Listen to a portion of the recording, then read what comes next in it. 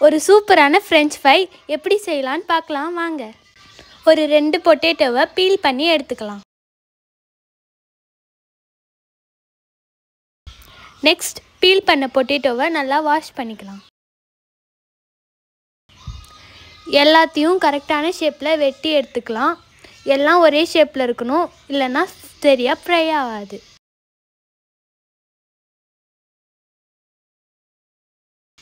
இந்த மாதிரியே வெட்டிக்கோங்க.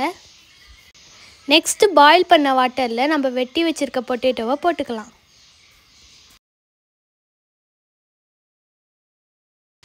நெக்ஸ்ட் அதில் கொஞ்சம் சால்ட் ஆட் பண்ணிக்கலாம்.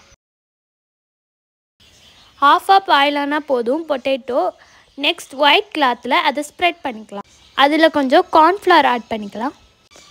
அப்போ தான் நல்லா ஃப்ரை ஆகும். நெக்ஸ்ட் ஒரு பேனில் ஆயில் ஊற்றிக்கலாம். நல்ல ஆயில் ஹீட் ஆனதும் நம்ம வேக வச்ச பொட்டேட்டோவை போட்டுக்கலாம். அதை நம்ம ஃபுல்லாக ஃப்ரை ஆக்கிட வேணாம், ஆஃப் ஃப்ரை ஆனால் போதும்.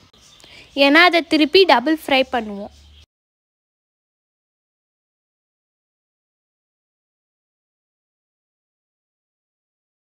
ஒன்றுக்கு ஒன்று ஒட்டாமல் நல்லா கிண்டி விட்டுக்கலாம்.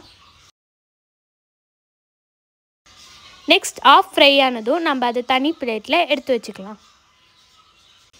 இப்போவே சாப்பிடணும் போல் இருக்குது. இன்னும் நிறைய ரெசிபி வீடியோ இந்த சேனலில் வரும். அதுக்கு நீங்கள் சப்ஸ்கிரைப் பண்ணிக்கணும்.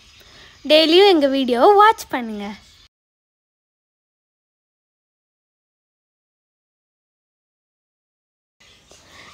நெக்ஸ்ட்டு செட் பொட்டேட்டோவும் அதில் போட்டு பொரிச்சிக்கலாம்.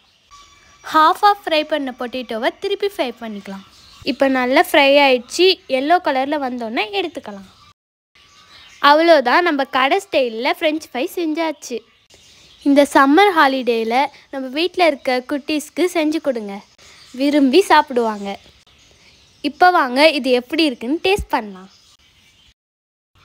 வாவ்!